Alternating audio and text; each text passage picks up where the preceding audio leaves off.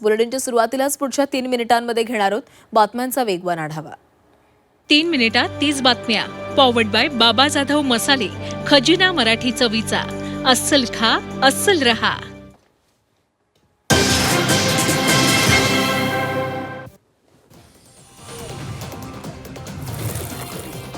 दोन्ही राष्ट्रवादीच्या विलीनीकरणाच्या चर्चांना पुन्हा उधाण। सोमवारी अमित शहांच्या भेटीनंतर काल सुनील तटकरेंनी घेतली पंतप्रधान मोदींची भेट। गेल्या आठवड्यात पवारांनीही घेतलेली मोदींची भेट।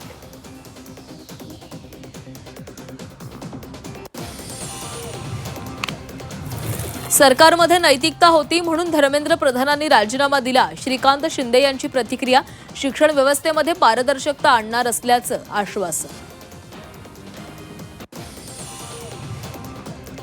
आंदोलक विद्यार्थ्यांवर खासदार कंगना रानौत बरळल्या। कंगनाकडून जेनझींचा जनरेशन गटर उल्लेख, विरोधकांकडून टीकेची झोड।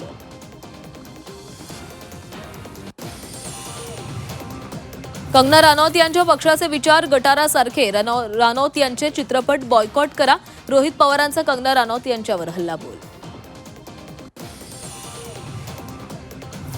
मराठा आरक्षण आंदोलनाला 3 वर्ष। मनोज जरांगेंनी अंतरवाली सराटीमध्ये बोलावली बैठक। पत्रकार परिषद घेऊन कोणती घोषणा करणार याकडे लक्ष।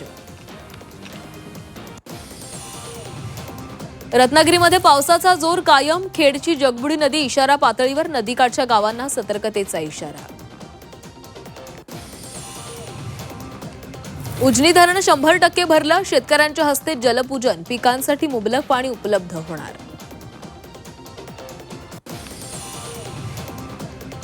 लातूर जिल्ह्याकडे पावसाची पाठ। सोयाबीन तुरीचे पीक धोक्यात। एक रोपं जिवंत ठेवण्यासाठी शेतकऱ्यांची धडपड।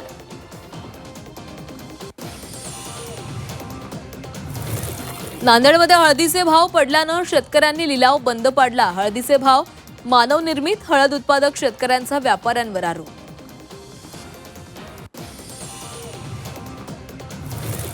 शेतकऱ्यांना त्रास झाला तर सहन करू, पण उद्योजकांना त्रास होऊ देऊ नका। विजेच्या मुद्द्यावरून गुलाबराव पाटलांचं विधान। विधानानंतर वादाची शक्यता।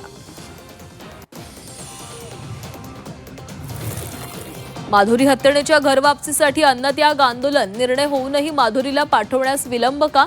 राजू शेट्टींचा प्रशासनाला सवाल।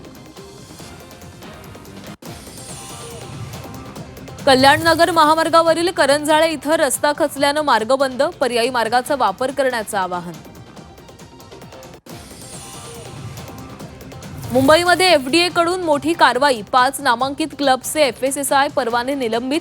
स्वच्छता आणि अन्न सुरक्षा नियमांचं उल्लंघन केल्याचा ठपका।